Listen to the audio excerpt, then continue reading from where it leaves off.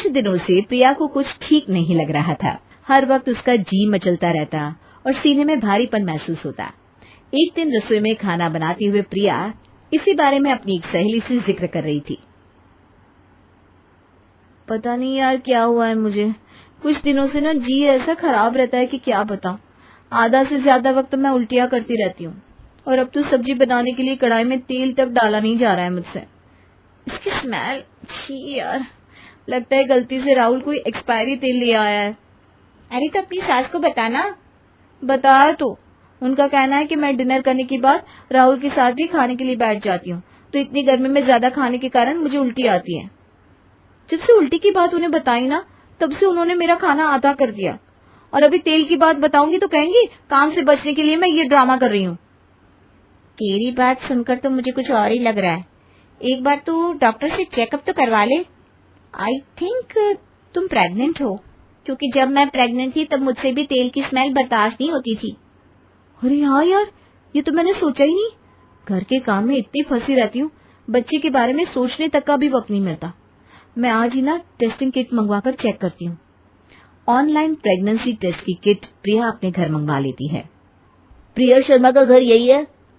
किसी प्रिया का घर नहीं है ये मेरा घर है। प्रिया मेरी बहू है। बोलो क्या काम है? कौन है ये लड़का प्रिया? किसी को बुलाया है क्या तूने?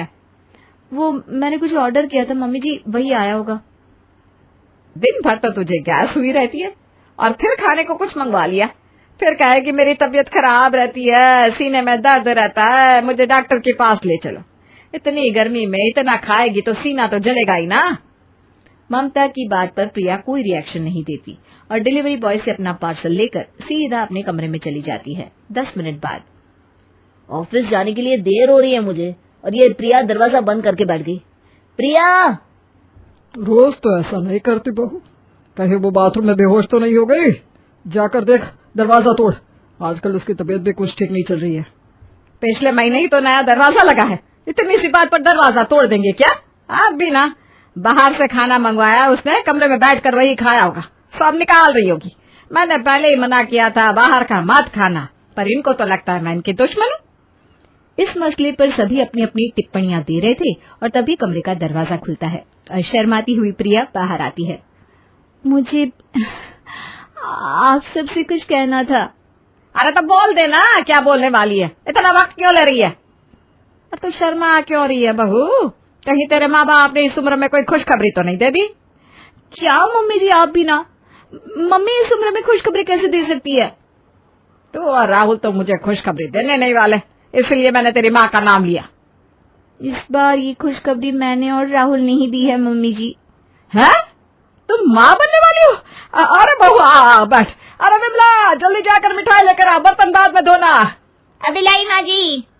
और प्रिया की प्रेगनेंसी की बात सुनते ही पूरे शर्मा निवास में खुशी की लहर दौड़ जाती है। भागती हुई विमला मिठाई का डिब्बा लेकर आई और सभी का मुंह मीठा कराती है। हमारा मुंह बाद में मीठा करना, पहले तो प्रिया बहू का मुंह मीठा कर। इतनी बड़ी खुशखबरी दी है बहू ने हमें। राहुल जैसे ही मिठाई के डब्बे में से एक मिठाई प्रिया के मुंह के पास लाता है। No no no no no, हटाओ इसे, लगता है ये तो खराब हो गई है, कितनी घटिया स्मेल इसकी। नहीं बहू, आज सुबह 7 बजे ही मैं ये नत्थू हलवाई की दुकान से ताजा लेकर आया हूँ। 25 रुपए का एक कलाकंद पड़ा है और तू इसे खराब कह रही है। कुछ दिनों से बार बार प्रिया यही कहती रहती है, उसकी तबीयत ठीक नहीं है।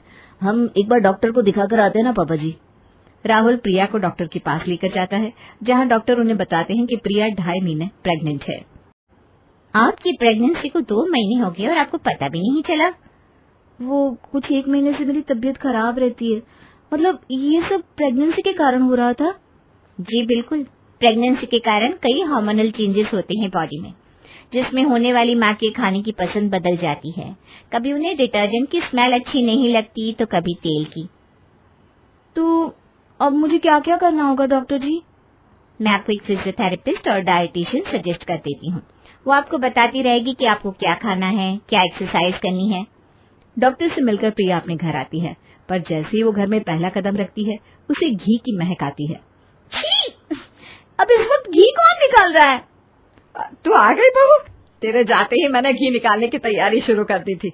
अब इसी घी से तेरे लिए मेवे के लड्डू बनाऊंगी, जिसे खाकर तेरे साथ साथ तेरे पेट में पल रहा तेरा बच्चा भी स्वस्थ हो जाएगा। प्रिया भागते हुए कमरे में चली जाती है और अपने कमरे का दरवाजा बंद कर लेती है। कुछ गलत बोला क्या बेटा मैंने? लड्डू ही तो खिलाना चाह रही थी अपनी बहू को। क्या उसके पेट में पल रहा बच्चा मेरा कुछ नहीं लगता? मैं भी तो दादी बनूंगी, लाड भी नहीं कर सकती क्या अपने बच्चे को? मैं तो बाहर गाड़ी पार्क कर रहा था, अब प्रिया कमरे में क्यों गई ये तो आप जाने। मम्मी मुझे ना ऑफिस के लिए लेट हो रहा है, मैं निकलता हूँ।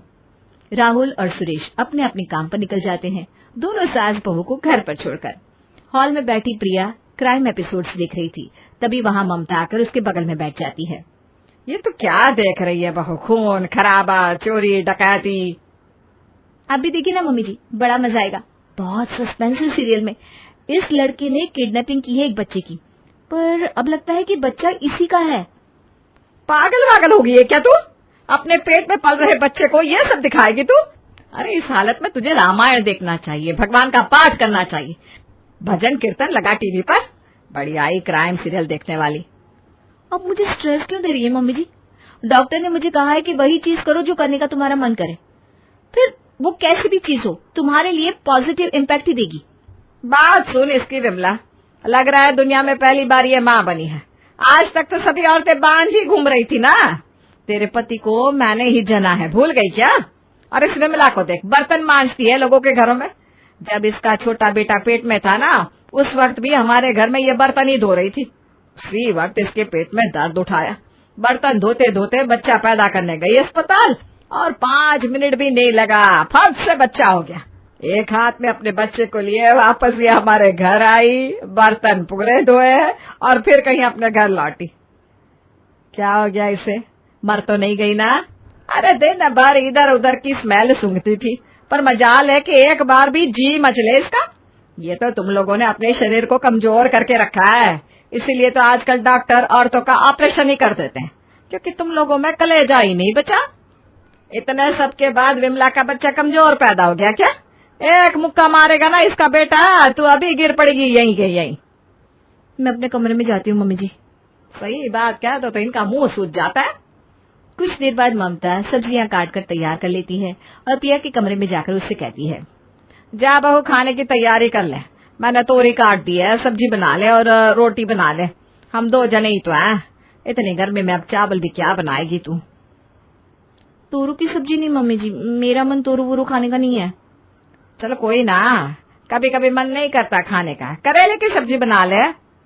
नहीं मम्मी जी, मैं करेला नहीं खाती, मुझे मशरूम खाने का मन कर रहा है, मैं मशरूम मंगवा लेती हूँ। क्या कहा तूने? मशरूम? तुझे पता नहीं वो कैसे बनता है?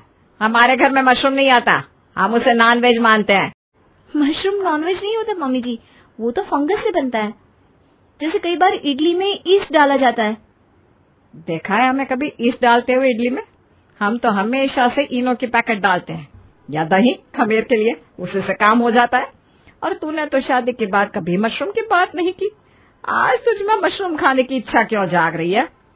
पता नहीं मम्मी जी, पर मेरी डाइटिशियन ने मुझे कहा कि जो खाने का मन करे वो खा लो, क्योंकि बच्ची की वो डिमांड है।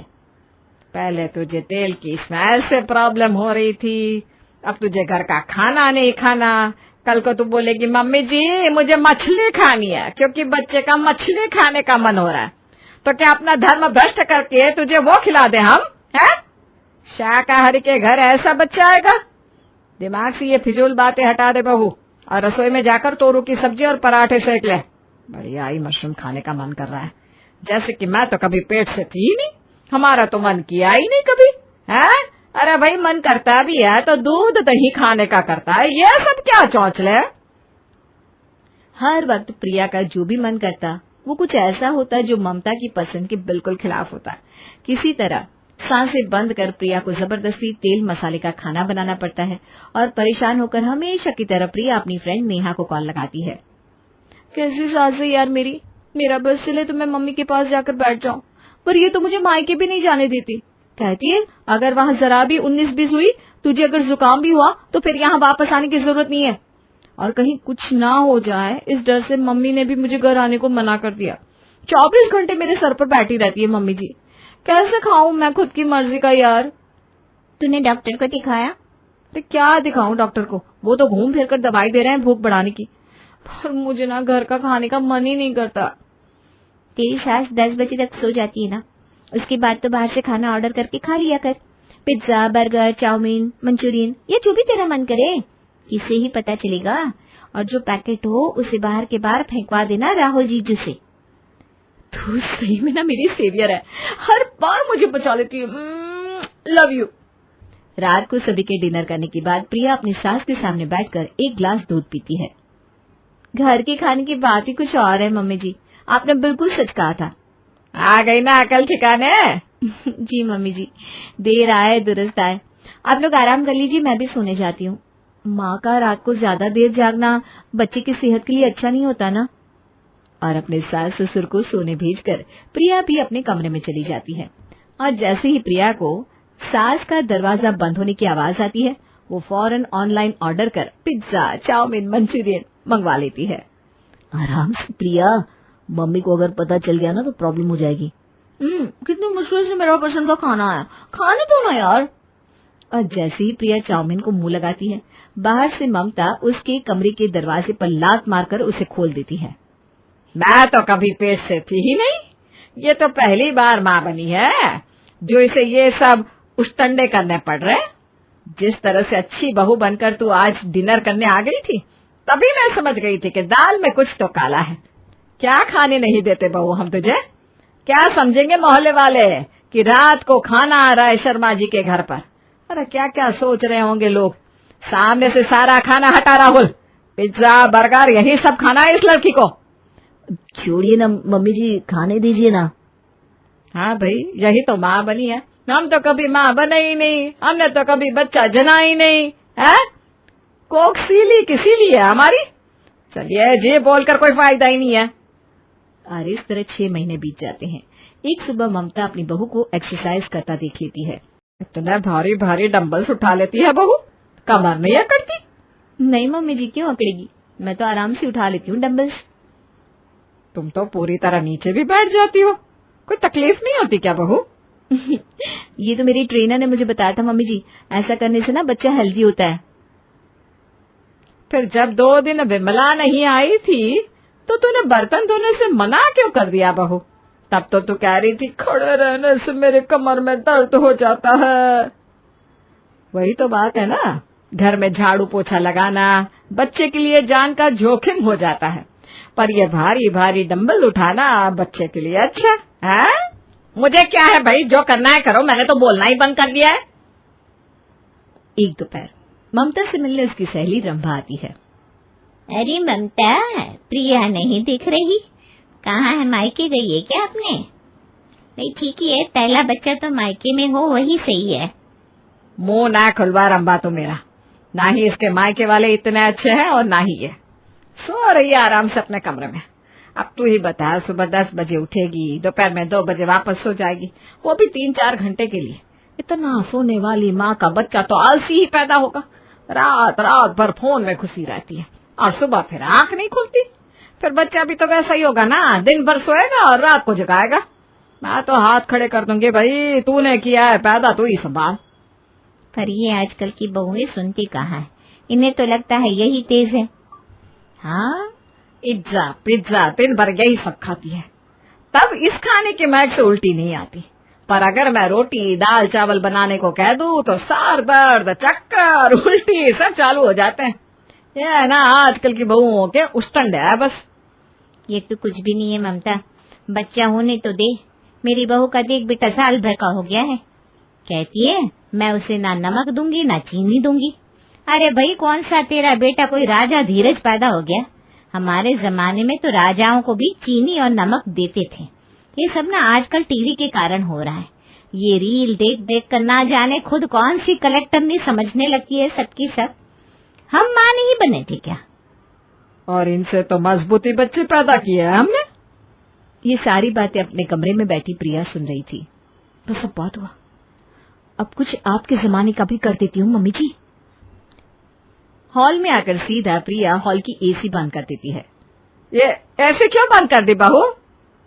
एसी बच्चे के लिए अच्छा नहीं होता ना मम्मी जी। आपके जमाने में तो एसी नहीं थी और आपने तो नॉर्मल डिलीवरी कर ली, इसलिए बस अब आपको फॉलो कर रही हूँ। वैसे पैकेट का आटा भिजवाने राशन वाले को मना कर दिया मैंने।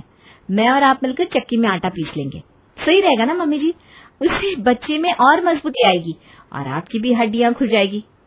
मैं चलती हूँ, बाद में मिलते हैं। हाँ अरे आंटी जी रुक जाइए, मैं आपको चीनी पानी दे देती हूँ, क्योंकि आपके जमाने में कोल्ड ड्रिंक तो आपको नसीब नहीं होती होगी। ये सब तो आजकल के चौंचले हैं ना, क्यों आंटी जी? पर जरा वक्त लगेगा, हाँ, क्योंकि पानी मैं पास के हैंड पंप से भर कर लाऊंगी ना। अब देखिए शहर में तो हैंड पंप है ही नहीं। और जब भी ममता कुछ कहने जाती, प्रिया पहले ही अपने इस अवतार में आ जाती और ममता की बोलती बंद कर देती। इसी तरह 3 महीने और बीत जाते हैं और प्रिया की डिलीवरी का वक्त हो जाता है। डॉक्टर ने कहा कि आज से ही एडमिट होना सही रहेगा, क्योंकि पता नहीं किस वक्त डिलीवरी हो जाए। ऐसे वक्त में हमें खुद का दिमाग नहीं लगाना चाहिए। डॉक्टर ने जो कहा है वही कर राहुल। अभी मैं बहू के साथ अस्पताल में रुक जाऊंगा। कुछ देर में खाना लेकर तेरी माँ भी पहुंच जाएगी। तब तक तू अपने ऑफिस का काम निपटा ले। बताओ, माँ को ही नहीं पता चल रहा कि बच्चे के आने का समय हुआ है कि नहीं। हमारे जमाने में तो हम खुद ही कहते थे, रुक जाइए डॉक्टर साहब, अभी वक्त नहीं हुआ है। ये सुनते ही प्रिया डायरेक्ट किचन में जाती है और एक कैंची लेकर आती है। इन चीजों की क्या जरूरत है मम्मी जी? डॉक्टर आपसे ज्यादा थोड़ी ना जानते। राहुल जाकर गर्म पानी ले आओ। ये लीजिए कैंची मम्मी जी। पर कैंची शायद नए जमाने की होगी ना। अब पत्थर ला दूं आपको? अपने पोती की डिलीवरी आप ही कर दीजिए और इस कैंची से ना नाभि की जोड़ काट दीजिएगा। अरे राहुल, बहू का अस्पताल ले जा भाई। और कुछ इस तरह अपनी बहू के आगे ममता हार ही जाती है। ये कहानी शुरू होती है पद्मा पैसे वाले के घर से। पैसे वाले मैं इन्हें नहीं कह रही हूँ, पैसे वाले तो इनका सरनेम है। आज सुबह सुबह पद्मा के घर के दरवाजे के पास बड़ी हलचल दिखाई दे रही है। चलिए देखते हैं माजरा क्या है। मुझे छोड़कर मत जाइए मम्मी जी, मैं अकेले कैसे रहूंगी जेठानी जी के साथ? आप तो उनका नेचर जानती है ना। मेरा नेचर जानती है से क्या मतलब है तुम्हारा शीला? इस घर के सारे कामों को जिम्मेदारी के साथ किया है मैंने, कभी कोई काम चोरी नहीं की। शीला ठीक कह रही है मम्मी, रुक जाओ ना। क्यों जाना है तुम्हें कहीं पर?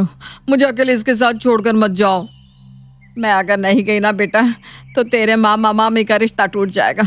उनका रिश्ता बड़े नाजुक मोड़ से गुजर रहा है। उस रिश्ते को बचाने के लिए मुझे जाना पड़ेगा। तू अपना ध्यान रखना। हाँ, और विद्या बहू, तू जरा अपना हाथ ढीला छोड़ने की कोशिश करना। हम पैसे वालों का जो सरनेम है ना, उसे ना पैसे वाले मत कर देना, बस इतना ही कहूंगी। और ये कहकर अपना बैग उठाए पद्मा आगे चल देती है और उसे जाता देख उसके परिवार वाले फूट फूट कर रोने लगते हैं। मैं जा रहा हूँ दुकान। ये कहकर विनोद विद्या के सामने से आगे बढ़ रहा था कि उसका पैर गलती से विद्या के पैर पर पड़ जाता है और विद्या की हवाई चप्पल टूट जाती है। पैर अड़ जाने से विनोद भी फिसल कर गिर जाता है, पर विनोद को ना उठाते हुए विद्या कहती है, कर दिया ना कल्याण, पूरे 3 साल से ये चप्पल पहन रही थी मैं, आज तक इसमें एक खरोच नहीं आने दी मैंने। पता है कितनी मुश्किल से मैंने इसे फेरी वाले से 50 रुपए में लिया था। अब मिलने वाला है क्या ये चप्पल 50 में? कम से कम 70 तो लगी जाएंगे। अरे विद्या, मैं गिर गया हूँ, मुझे उठाने के बजाय तुम चप्पल को देख रही हो। तो आप ही के कारण तो ये चप्पल टूटी है ना। देखिए इसका फीता निकल गया, 50 का चप्पल है। अब इसे बनवाओ, बनवाने में 10 रुपए बेकार में लग जाएंगे। सुबह सुबह नुकसान करना है बस आपको। चल छोटी, तू सुई धागा निकाल कर मुझे दे, मैं इसे सी लेती हूँ। सुई धागे से कभी चप्पल सिला जाता है क्या जेठानी जी? आप गिर जाओगे। मैं गिर जाऊंगी? तू ना अभी सच में बच्ची है। जब तक माँ जी घर पर नहीं आती मैं तुझे ट्रेन कर दूंगी, चिंता मत कर, चल अंदर। अब तो आपको अंदाजा लग ही गया होगा कि पद्मा के अपने घर से बाहर जाने से उसकी परिवार वाले रो क्यों रहे थे और विद्या क्यों नहीं रो रही थी। अंदर जाकर शीला खाने की तैयारी करने लगती है और उसे किचन में देखते ही विद्या फौरन अंदर भागती है। ये इतनी सारी सब्जियां क्यों काट रही है तू? अरे शिमला मिर्ची क्यों ले ली? रख रख नीचे। 200 रुपए किलो है शिमला, और 1 किलो में मुश्किल से 5 शिमला चढ़ता है। वो भी विनीत न जाने क्यों 1 पाव शिमला ले आया था। 20 दिन से वही शिमला चला रही हूँ मैं। तू तो एक बार में खत्म कर देती। मैंने इन्हें बोला था शिमला लाने को जेठानी जी, पर आप तो हमें सब्जी सूंघने तक नहीं देती। अरे तो क्यों करना है बेकार में खर्च? पैसे बचा कर रख, भविष्य में काम आएगा। और तू चूल्हा छोड़, खाना मैं बनाती हूँ। तू रसोई में रहेगी तो एक ही दिन में सारे राशन का स्वाहा कर देगी। इसमें भी आपको कंजूसी करनी है जेठानी जी। अब आदमी खाएगा भी नहीं क्या? अच्छा छोड़िए, मैं कब चाय तो बना लूँ अपने लिए। सवेरे सवेरे इतनी बहस से माथे में दर्द होना शुरू हो गया है। चाय मैं बना देती हूँ शीला, तुम ना बिन पानी का दूध ले लोगी। अब दूध इतना महंगा हो गया है, 50 रुपए का लीटर। बताओ, 1 लीटर में 2 लीटर पानी मिलाना पड़ता है, तब जाकर किसी तरह 1 लीटर दूध में मैनेज होता है। और फिर चाय बनाते वक्त उसी दूध में हम पानी भी मिला देते हैं। हे भगवान, मैं अभी जाकर डेयरी वाले से 1 लीटर दूध का पैकेट लाकर आपको दे देती हूँ जेठानी जी, फिर तो मुझे चाय पीने देंगे ना आप। ज्यादा पैसा हो गया क्या तेरे पास है? कोई जरूरत नहीं कहीं जाने की, जा बाहर जाकर बैठ, मैं चाय लेकर आती हूँ। और वैसे भी दूध की चाय ना लीवर खराब करती है, बिना दूध की चाय पी अच्छा रहेगा। विद्या की कंजूसी की आदत से सभी परेशान थे, पर जब तक पद्मा घर पर थी बाकी लोग बचे हुए थे। पर पद्मा के जाते ही सब पर जैसे पहाड़ टूट पड़ा। बचत की देवी ने तो बचत की हद ही पार कर दी। अगले दिन पैसे वाले की पूरी फैमिली पड़ोसन शैलजा के घर एनिवर्सरी पार्टी पर जाती है। चलो अभी तो खाने को मिलेगा। क्या क्या गुसुर पुसुर कर रहा है तू? सुन लो, जिसे जो खाना है आराम से यहाँ खा लो, मुझे कोई दिक्कत नहीं है। और आज ज्यादा बड़ा बनकर तुझे शैलजा आंटी को लिफाफा देने की कोई जरूरत नहीं है, मैं उनके लिए लिफाफा लेकर आई हूँ, समझा विनीत? अपनी भूखमरी दिखाते हुए कहीं तुम खाली लिफाफा तो लेकर नहीं आ गए ना विद्या? ज्यादा ना चपर चपर मत कीजिए, आपको विश्वास नहीं होता ना। चलो सब मेरे साथ एक साथ स्टेज पर जाकर बिमला आंटी को लिफाफा देते हैं। इतने बड़े नोट दे रही हूँ कि लोग सालों तक कहेंगे कि पैसे वालों ने किसी को इतना देते हुए सोचा भी नहीं। और पैसे वाले की पूरी फैमिली स्टेज पर चढ़ जाती है। लीजिए आंटी जी, ये आपकी एनिवर्सरी का तोहफा, पूरे 150 रुपये, ध्यान से रखिए। पहले मैंने सोचा 101 दे दूं, फिर लगा कि नहीं, आप लोग तो अपने हैं, आप लोगों के साथ ऐसा मैं कैसे कर सकती हूँ। फिर मैं बैंक गई और 50 रुपये का ताज़ा नोट निकाल कर लेकर आई और मिलाकर साथ में इस लिफाफे में रख दिया। अब आप ये मत सोचिए कि 1 रुपये का सिक्का कहाँ है, क्योंकि वो तो इस लिफाफे को खरीदने में लग गया ना। और खुद की इंसल्ट करने के लिए तुम ये खुद ही बता रही हो। वाह बेटा, 150 रुपये में 4 लोग खाने आ गए। चलो बढ़िया है, जाओ जाओ आराम से खाओ, आज तो तुम्हारे घर में खाना बनेगा भी नहीं, है ना? ये सुनते ही वहां खड़े सभी मेहमान जोर जोर से हंसने लगते हैं और पूरे परिवार का मजाक बन जाता है। अगली सुबह दरवाजे पर दस्तक होती है। लगता है मम्मी जी आ गई। मम्मी जी कहाँ थी आप? ये कहते हुए भागकर जैसे ही शीला दरवाजा खोलती है तो सामने देखती है कि सामने उसकी सास नहीं पर उसके मामा ससुर खड़े हैं। मामा जी आप? तो क्या करता, तेरी सास के समझाने के बाद भी तेरी मामी सास मानने को तैयार ही नहीं हो रही थी बेटा, इसलिए यहाँ आ गया। चल अब मुझे खाना खिला, बड़ी जोरों की भूख लग रही है। रुक जा छोटी, तू कहाँ रसोई में जा रही है? मैं ला कर देती हूँ मामा जी को खाना।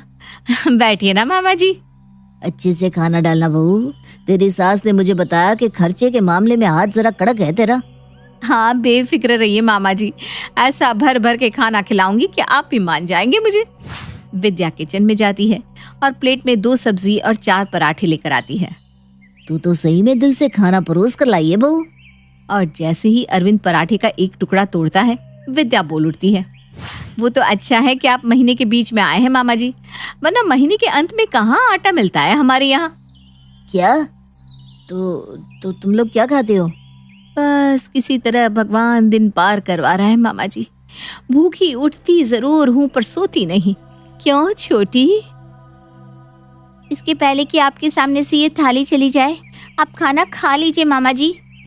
पराठे के उस टुकड़े को जैसे ही अरविंद आलू टमाटर की सब्जी में डुबोता है कि फिर विद्या बोल पड़ती है, ये लाए थे कल 1 पाव टमाटर, बात इज्जत की थी तो मैंने बिना कुछ सोचे बना दी टमाटर की सब्जी।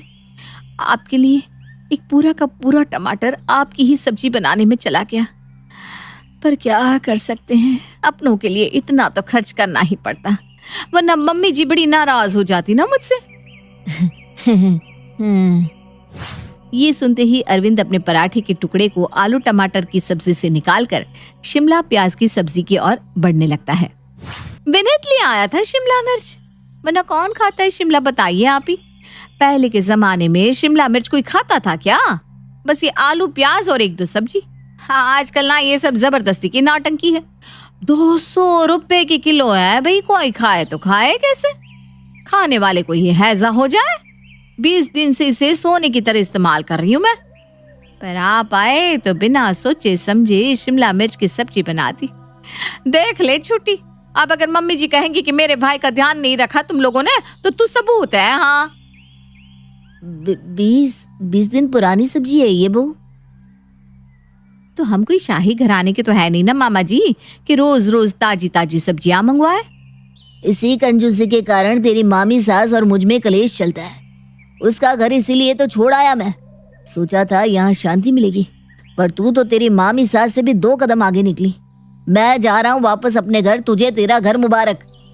और तभी दरवाजे से पद्मा अपनी भाभी के साथ वहां आती है। तो अभी तो कहेगा कि भाभी कंजूस है। अब जब मेरा बेटा ऐसी बहू के साथ रिश्ता निभा सकता है तो मेरी भाभी में क्या कमी है? कोई कमी नहीं है दीदी, मुझे माफ कर दे मेरी अर्धांगिनी। वैसे तू ऐसा क्या करती है विद्या जो ये तुझसे घबरा गए? चलिए ना मामी, अंदर चलिए, मैं आपको बताती हूँ। दीदी सुबह का समय होता है। ससुर राम मनोहर जी पूजा कर रहे होते हैं। किचन में बहू रेनू नाश्ता बना रही होती है। तभी सास कलावती पैर पटकते हुए आती है। अरे ना जाने मेरे नसीब में क्या लिखा है, सुबह के 8 बज चुके हैं और अभी तक इस महारानी का नाश्ता नहीं बना। वो माँ जी बस हो ही गया है, पराठे बना दिए हैं, पिताजी की चाय बन चुकी है, बस आपकी कम चीनी वाली चाय चढ़ानी बाकी है। ओहो देखो तो जरा, गिनती तो ऐसे गिना रही है काम की जैसे कोई तीर मारा हो। बस बस बहाने मत बना, सुबह से कब से उठी हुई है और नाश्ता तक नसीब नहीं हुआ। अरे पेट में चूहों ने कूद कूद कर भूख के मारे बेहाल कर रखा है। सारा दिन रेंग रेंग कर काम करती रहेगी तो बस मिल गया चाय नाश्ता और खाना। तभी ससुर राम मनोहर जी की पूजा हो जाती है और वो उठते हुए बोलते हैं। अरे कलावती, सुबह सुबह तुमने अपना एफएम चालू कर दिया। अरे थोड़ा शांति रखो, सुबह से बेचारी की रेल बनी हुई है, एक पैर पर खड़े होकर दौड़ भाग कर रही है। कभी झाड़ू लगा रही है तो कभी सफाई तो कभी प्रेस करना। अब अकेली जान क्या क्या करे, उसे एक काम थोड़ी है, और भी तो काम करने होते हैं घर के।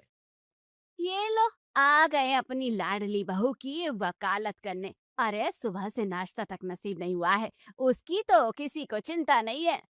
बस माँ जी पराठे बन गए हैं, चाय बनने ही वाली है, 5 मिनट में लेकर देती हूँ। हाँ थोड़ा जल्दी कर, भूख के मारे पेट में गुड़गुड़ हो रहा है। फिर रेनू जल्दी जल्दी सास कलावती के लिए गर्मा गर्म पराठे सेक कर चाय के साथ प्लेट में सजा कर लाती है। फिर चाय नाश्ता करने लगती है। तभी पति गौरव भी नाश्ता करने के लिए ऑफिस के लिए निकलता है। अरे रेनू, मेरे फोन का चार्जर कहाँ है और मेरे टिफिन पैक हुआ या नहीं, मेरा टिफिन पैक हुआ या नहीं? रेनू जल्दी करो, यही 9 बज चुके हैं। अरे बेटा टिफिन तो तब मिलेगा ना जब तेरी बीवी को फुर्सत होगी। अरे सुबह सुबह इतना रेंग रेंग कर काम करेगी तो क्या होगा, नाश्ता तो बड़ी मुश्किल से मिला है मुझे। रेनू तुम्हें पता है ना आज फ्राइडे है और मेरी मीटिंग होती है, तुम हमेशा देर कर देती हो। तभी रेनू आंखों में आंसू लिए गौरव को फोन का चार्जर और टिफिन पकड़ाते हुए कहती है, ये लीजिए आपका फोन का चार्जर और टिफिन। तभी ससुर राम मनोहर जी, अरे बस भी करो, बहू कोई रोबोट थोड़ी है जो बटन दबाओ हो गया काम। फिर गौरव बिना कुछ कहे ऑफिस के लिए निकल जाता है। ससुर राम मनोहर बाहर किसी काम से चले जाते हैं और सास कलावती लॉर्डन बर्गर की तरह सोफे पर पैर फैलाकर बैठ जाती है और रेनू किचन में जाकर बाकी के काम निपटाने लगती है। राम राम राम, कितनी गंदी चादर पड़ी है, कितनी धूल मिट्टी चढ़ी हुई है। रेनू और रेनू इधर आ देख जरा, ये चादर कब से नहीं धोई है। रेनू आवाज सुनकर तुरंत बाहर आती है। क्या हुआ माँ जी, कुछ चाहिए आपको? जरा इस चादर को देख, कितनी धूल मिट्टी जमी पड़ी हुई है, कब से नहीं धुली है। अभी इन सभी चादर को अच्छे से धोकर सुखा दे। वो माँ जी अभी 4 दिन पहले ही तो धोई थी, आप तो जानती ही है ना, अब बारिश के मौसम की वजह से धूल मिट्टी जल्दी दिखाई देती है। अब रोज रोज तो बारिश के मौसम में चादर कैसे धुलेगी, कब सूखेगी। ये लो जी, सुन लो इन महारानी के नखरे, 4 काम क्या बता दिए, लगी उपदेश देने। अरे हम भी अपने टाइम में बिजली की तरह काम करते थे, तेरे जैसे हाथ चलाने लगे तो मिल गया सबको चाय नाश्ता और खाना। माँ जी सुबह से मैं नौकरानी की तरह काम में लगी हुई हूँ, नाश्ता झाड़ू पोछा साफ सफाई कपड़े बर्तन सब अकेले ही कर रही हूँ और आप उसमें भी सुनाने में लग जाती है। 2 मिनट नहीं बैठी हूँ मैं। ओहो जरा देखो तो महारानी का, जरा सा क्या कह दिया तो मिर्ची लग गई है। अब सास से जुबान लड़ाएगी, इतना भारी पड़ता है काम करना तो मायके में जाकर आराम कर, यहाँ रहना है तो सास के हिसाब से ही रहना पड़ेगा। तभी ससुर राम मनोहर जी बाहर से आते हैं। कलावती, तुम नहीं सुधरोगी। जब देखो बहू को काम के लिए सुनाती रहती हो। आप तो बहू की वकालत ना ही करें, आप ही ने तो इसे कुछ ज्यादा ही छूट दे दी है। कलावती का ये तीखा ताना सुनकर रेनू की आंखों में आंसू आ जाते हैं।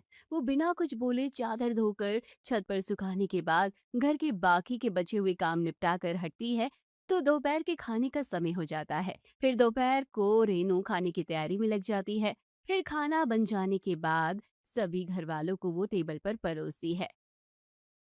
सब्जी में तेल तो देखो कैसे झोंक रखा है, जैसे हमारे घर में घी तेल की नदियां बह रही हैं। और रोटी इतनी कड़क, अरे राम की पूरी बत्ती सी बाहर आ जाए। माँ जी, सब्जी में कहाँ है तेल, और रोटी अभी तो बिल्कुल नरम मुलायम फूली हुई है। तभी ससुर राम मनोहर जी बीच में टोकते हुए बोलते हैं, कलावती, बस भी करो। बहू सुबह से लगी हुई है और क्या कमी है खाने में? तुम्हें तो बस कमियां ही निकालनी है।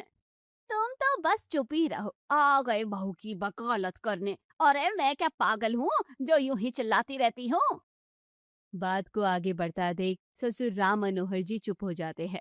इस कलावती को जरा भी चैन नहीं है। जब देखो बहू के पीछे लगी रहती है। बस बैठे बैठे हुक्म चलाना है, खुद से कुछ करना पड़े तो पता चले इसे।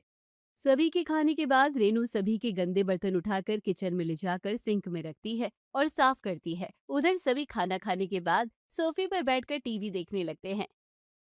तभी अचानक बाहर मौसम बदल जाता है। तेज हवाओं के साथ आसमान में काले बादल छा जाते हैं। खराब मौसम देख बारिश होने वाली है। हे भगवान, जल्दी से जाकर ऊपर छत से चादरें ले आती हूँ, नहीं तो सब भीग जाएंगी। रेनू ऊपर छत पर चादर उतारने जा ही रही होती है कि तभी बारिश का मौसम देख कलावती का चाय पीने का मन हो जाता है और वो उसे आवाज लगाती है, अरे रेनू, जरा सुन तो, देख कितना बढ़िया मौसम हो रहा है। कड़कती हुई बढ़िया सी अदरक वाली चाय बना ला। ठीक है माँ जी, मैं बस 2 मिनट में आकर बनाती हूँ। ऊपर छत पर चादर सूखने के लिए पड़ी हुई है, बारिश शुरू हो गई तो सब भीग जाएगी।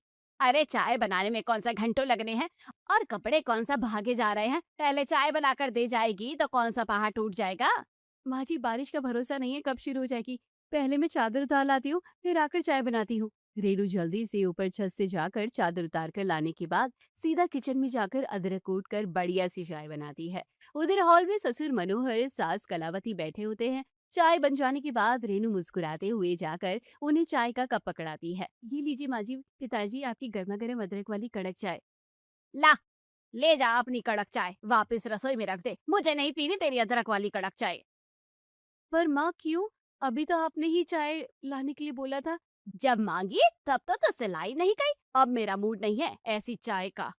जिसके लिए 1 घंटे तक तरसना और गिड़गिड़ाना पड़े। अपनी मर्जी की मालकिन जो है तू, तेरा जब मन आया उठा कर ले आई। पर माँ जी, अगर थोड़ी देर होती तो चादर भीग जाती और सूखने में 4 दिन लगते। बस बहुत हो गया, अपनी राम कहानी अपने पास रख। तेरे रोज रोज के बहाने चिक चिक से मैं तंग आ चुकी हूँ। इस घर में मेरी तो कोई इज्जत ही नहीं है। खाना तो कभी टाइम पर मिलता ही नहीं। चाय के लिए इनके उपदेश मिलते हैं। ऐसी बहू के हाथ के खाने से तो अच्छा है मैं खुद खाना बनाकर खा लिया करूँ। आज के बाद मैं इसके हाथ का एक टुकड़ा तक नहीं खाऊंगी। ससुर राम मनोहर पीछे काफी दिनों से कलावती की हरकतों, उसकी बेवजह के ड्रामे देखकर तंग आ गए थे। तभी उनके चेहरे पर चालाकी भरी मुस्कान आती है और वो कलावती का पक्ष लेते हुए बोलते हैं, कलावती सही कह रही है। बहू, तुमसे ना तो खाना टाइम पे दिया जाता है न चाय। इससे अच्छा तो कलावती तुम अपनी रसोई अलग कर लो। बहू के भरोसे रहने से अच्छा है खुद से बनाकर खाओ। तुम अपनी रसोई आज से ही अलग कर लो। तंग आ गया हूँ बहू मैं तुम्हारी इस रोज रोज के नाटक से। राम मनोहर का बदला रूप देखकर कलावती हैरान रह जाती है और खुश होती है। चलो, कम से कम मेरे पति को समझ तो आया कि मैं गलत नहीं हूँ। अब रहेगा ना बाज ना बचेगी बांसुरी। आज से मेरी रसोई अलग रहेगी। कम से कम खुद से बनाकर टाइम से तो खा सकूंगी। पिताजी, आप क्या कह रहे हैं? हाँ, मैं मानती हूँ खाना देने में बाकी के कामों में थोड़ी सी देर हो जाती है, पर सच मानिए मेरा कोई इरादा नहीं था माँ जी को तकलीफ देने का। उस दिन के बाद सास कलावती और बहू की रसोई अलग अलग हो जाती है। अब कलावती खुद से बनाकर खाती है। ये है असली जिंदगी का मजा। अब यहाँ किसी का ना रोकना ना टोकना। बहू के भरोसे बैठी रहती तो खाना तो नसीब ही नहीं होता। अब कलावती हर रोज अपने लिए और राम मनोहर के लिए खुद से खाना बनाती और मजे से खाती। थोड़े दिन तो सब अच्छा चल रहा होता है, लेकिन एक दिन अचानक शाम को अब घर के दरवाजे की घंटी बजती है। सास कलावती जाकर दरवाजा खोलती है तो सामने उसकी ननद रामकली खड़ी होती है। भाभी बड़े दिन हो गए थे तुमसे मिले हुए, सोचा जाकर मिलाऊं। अरे जीजी अचानक से यूं बता तो देती। अरे भाभी इसमें बताना कैसा, सोचा जब जाना ही है तो क्या ही फोन करूं, चली जाती हूँ। अब जल्दी से ठंडा पानी पिला दो, प्यास से हलक सूखा जा रहा है। और सुनो, रास्ते भर सफर में कुछ खाया पिया नहीं, पेट में चूहे गुलाटी मार रहे हैं। अब सास कलावती का मुंह बन जाता है। ससुर राम मनोहर तपाक से बोलते हैं, अरे कलावती क्या सोच रही हो, अब मेहमान हमारे हैं तो उनके लिए खाना तो हमें ही बनाना पड़ेगा ना। जाओ जिज्जी के लिए जल्दी से बढ़िया सी सब्जी और साथ में मीठे में हलवा बना लाओ। बेचारी सास कलावती रसोई में जाकर ननद रामकली, ससुर राम मनोहर और अपने लिए खाना बनाती है। दूर खड़े ससुर राम मनोहर जी देखकर मुस्कुरा रहे होते हैं। अब आया ऊंट पहाड़ के नीचे। फिर कलावती जल्दी से एक चूल्हे पर सब्जी, दूसरे पर हलवा बनाती है, फिर आटा गूंथ कर रोटियां सेकती है। हाय रे, 3 लोगों के खाना बनाने में ही मेरा दम निकल गया, न जाने ननद कब तक रहेगी। फिर खाना बन जाने के बाद सास कलावती बाहर टेबल पर ननद रामकली और ससुर राम मनोहर के लिए खाना टेबल पर सजाती है। अरे वाह भाभी, हलवे से खुशबू तो बड़ी अच्छी आ रही है। अरे जमाना हो गया भाभी के हाथों का स्वाद चखे, आज इतने दिनों बाद तुम्हारे हाथों का स्वाद चखने को मिल गया। रामकली खाना खाते हुए बोलती है, अच्छा भाभी एक बात बताओ, बहू के होते हुए तुम खाना क्यों बना रही हो? अरे जीजी कलावती ने अपनी रसोई अलग कर ली है, अब क्या बहू टाइम से खाना बनाकर नहीं देती तो इससे अच्छा है ना कि रसोई अलग कर ली जाए। पर भाभी अपने हाथ का खुद का ये स्वाद थोड़े दिन ही अच्छा लगता है। अब इसी तरह एक हफ्ता बीत जाता है। सुबह का नाश्ता, दोपहर का, रात का खाना बनाते बनाते कलावती की हालत खराब। अब ससुर राम मनोहर जी अपना दूसरा पासा फेंकते हैं और घर में सत्यनारायण की पूजा भी रखवा लेते हैं। अब घर में सभी मेहमान एक दिन पहले ही आ जाते हैं। अब इतने सारे मेहमानों का अकेले कलावती को चाय नाश्ता बनाना पड़ता है। हाय रे मर गई, ये क्या आफत मोल ले लिया मैंने। सुबह 20-20 लोगों का अकेले खाना बनाकर मेरे तो हुलिया ही टाइट हो गया है। अरे ऊपर से कभी किसी को चाय दो, नाश्ता दो, कभी किसी को पानी। पहले तो 2 लोगों का खाना बनाना आसान लग रहा था, अब 20-20 लोगों का खाना बनाते बनाते इस बुढ़ापे में नानी दादी अम्मा सब याद आने लगी। फिर कलावती जैसे जैसे खाना बनाकर सभी मेहमानों को देती है, तभी ननद रामकली खाना खाते हुए कहती है, ये क्या भाभी, सब्जी में नमक डालना भूल गई क्या? ना मिर्च न मसाले, कैसा बेस्वाद खाना बनाया है। अरे पूरी देखिए जैसे लक्कड़, खाओ तो दांत ही टूट जाए। मुझे नहीं खाया जाएगा ऐसा। एक काम करो, मेरे लिए तो तुम खिचड़ी ही बना डालो। जी अभी बना कर लाती हूँ। फिर कलावती ननद रामकली के लिए खिचड़ी बना कर लाती है। दिन भर मेहमानों की चाय नाश्ता पानी खाना सब करते करते अब कलावती की हालत खराब हो चुकी थी। उसकी कमर में दर्द होने लगा था। हे भगवान उठा ले मुझे, अब मुझसे और नहीं होता है ये सब, मेरे सारे अंजर पंजर ढीले हो गए हैं। अरे अभी तो सिर्फ सुबह का नाश्ता ही बनाया है, अभी तो दोपहर का खाना रात का खाना सब बाकी है। चाय नाश्ता कल सुबह फिर से वही सब करना, और ऊपर से कल सुबह भी पूजा है। मैं अकेले मर जाऊंगी, एक ही दिन में सब करना कितना भारी पड़ रहा है। कलावती बड़ी बेबसी से आंखों में आंसू लिए बैठी होती है। उधर बाहर मेहमान खाने के लिए बैठे होते हैं। सास कलावती की हालत खराब। तभी ससुर राम मनोहर मुस्कुराते हुए आते हैं और चेहरा गंभीर बनाते हुए बोलते हैं, क्या हुआ कलावती, अभी तक तुमसे खाना नहीं बना? बाहर सभी मेहमान कब से खाने के लिए बैठे हुए हैं। देख नहीं रहे हो अकेली जान क्या क्या करे, कल से अकेले सब कर रही हूँ और आ गए तुम जले पर नमक छिड़कने। मुझसे नहीं होता अब ये सब। क्यों? हाँ पता चला बेचारी बहू को तुमने कभी उसे चैन से बैठने तक नहीं दिया। जरा लेट क्या हो जाता था चाय नाश्ता देने में, घर सर पर उठा लेती थी, नाक में दम कर कर रखा था बहू के। अब खुद पर आई है तो पता चला ना कैसे सब करती थी अकेली बहू। तभी रेनू मुस्कुराते हुए रसोई में घुसती है। माँ जी आपको कुछ कहने की जरूरत नहीं है, अब बहुत हुआ, आपको अपनी गलती का एहसास हो गया है, वही काफी है। अब आप जाकर मेहमानों को देखिए। घर की सास रसोई में काम करती अच्छी नहीं लगती, ये बहुओं का काम है रसोई देखने का, बहू को ही रसोई संभालने दीजिए। ये देख कलावती की आंखों में आंसू आ जाते हैं और वो रेनू को गले से लगा लेती है। सच बहू, तू मुझसे नाराज नहीं है? नहीं माँ जी, अब रसोई के नाटक बहुत हुआ, अब आप बाहर जाइए, मेहमानों को देखिए, मैं सब यहाँ संभाल लूंगी। फिर सास कलावती आंसू पोंछते हुए खुशी खुशी बाहर मेहमानों को देखती है और रेनू सुपरफास्ट की स्पीड से फटाफट पूरी सब्जी खीर हलवा सब मिनटों में तैयार कर डालती है और कुछ ही देर में रसोई से बढ़िया खुशबू आने लगती है और सास खड़ी सब देख रही होती है। ससुर राम मनोहर जी, क्यों कलावती, क्या हुआ तुम्हारी अलग रसोई का? बहू के हाथ का ही तो तुम्हें खाना पसंद नहीं था? कलावती को किए पर बहुत पछतावा होता है। अरे छोड़ो अब, क्यों जले पर नमक छिड़क रहे हो? तौबा तौबा, अब बहू से कुछ कहा तो सास होने का सास घमंड पल भर में चूर हो गया। वो कहते हैं ना कि बहू के बिना ना घर अच्छा लगता है ना रसोई। बहू मुझे माफ कर दे, आज से कोई रसोई अलग नहीं है। हम सबका साथ में खाना बनेगा और साथ में ही खाना खाएंगे। कोई बात नहीं माँ जी, अब आपकी जगह रसोई में नहीं आराम करने की है। रसोई मुझ पर छोड़ दीजिए। बाहर सभी मेहमान नंद रामकली रसोई के दरवाजे पर खड़ी नजर देख बार बार मुस्कुरा रही होती है। वाह रे भाभी, इसे कहते हैं समझदार गुणी बहू, जो नसीब वालों को ही मिलती है। जी आखिर बहू किसकी है? बहू के तारीफ से ही पेट भरने का इरादा है क्या, या खाना भी दोगी? फिर सभी जोर से हंस पड़ते हैं। फिर रेनू सभी को गर्मा गर्म खाना बनाकर खिलाती है। वो कहते हैं ना कि रसोई पर बहू का राज ही अच्छा लगता है और सास का घर पर। भी देखो ना, ये नाइटी मुझ पर जज नहीं रही। कल जब तुम ऑफिस से घर आओगे ना, तो मेरे लिए दूसरी नाइटी ले आना प्लीज। पर यार, इस नाइटी को अभी तुमने 2 दिन भी नहीं पहना है। कल रात को ही तो मैं तुम्हारे लिए ये नाइटी लेकर आया था। और वैसे भी इस नाइटी में खराबी क्या है? अच्छी लग रही हो तुम। पहले तो बिना बोले तुम मेरे लिए सब कुछ ले आते थे, अब क्या हुआ? शादी के बाद सारा प्यार खत्म हो गया? देखो, अभी मैंने कह दिया ना कि मैं ये नाइटी दोबारा नहीं पहनूंगी, मतलब नहीं पहनूंगी। मुझे नई नाइटी चाहिए और कल की कल चाहिए। ये कहकर रिया तो हमारी सो जाती है। रिया और अभी की लव मैरिज थी। अभी अपने माँ बाप का इकलौता बेटा था, इसलिए उसके माँ बाप भी उसकी खुशी में खुश थे। परंतु शादी के बाद मानो जैसे अभी की जिंदगी पूरी तरह से बदल गई थी।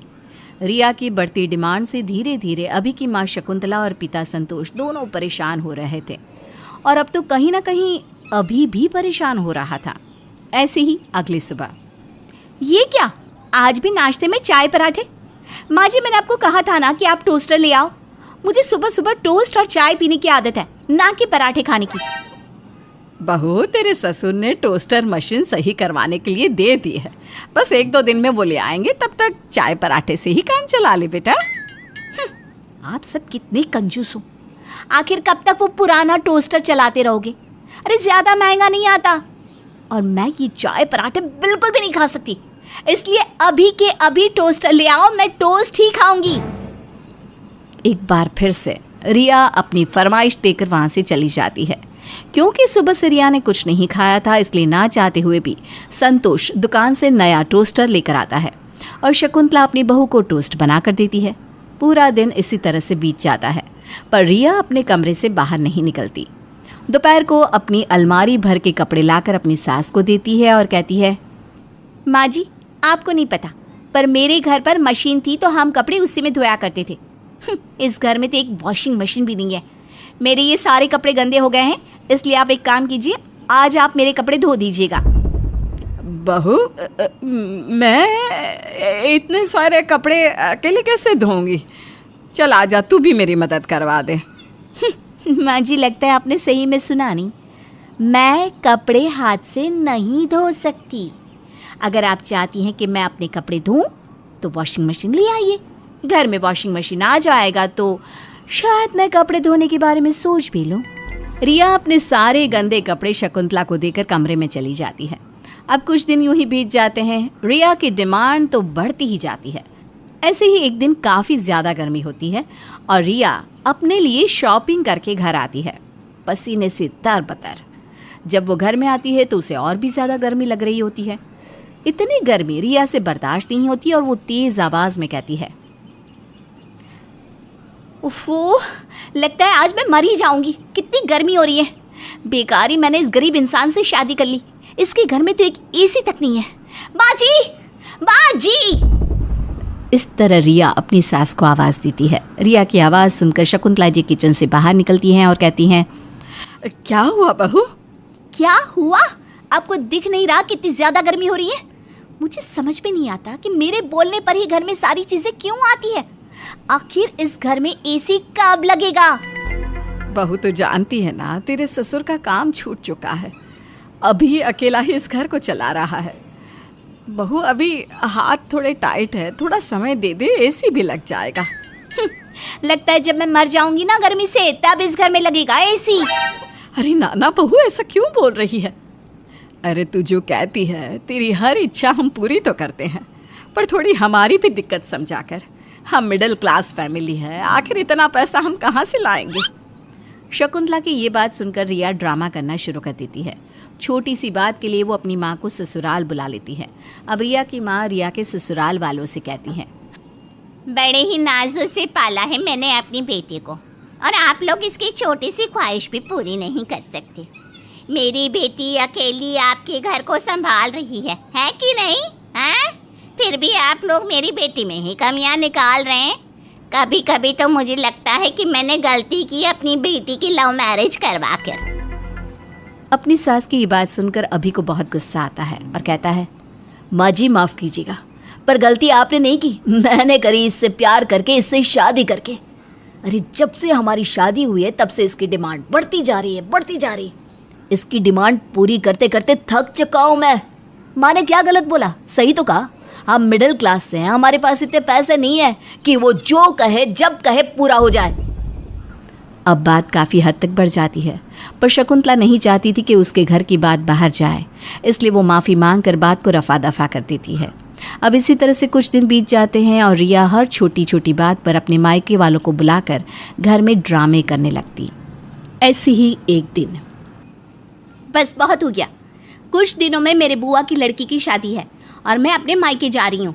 शादी में मुझे रानी हार पहनना है। अगर आज रात आप लोगों ने मुझे रानी हार नहीं दिलाया तो मैं आप लोगों के ऊपर झूठा केस कर दूंगी कि आप लोग मुझे दहेज के लिए परेशान करते हैं, मुझे टॉर्चर करते हैं।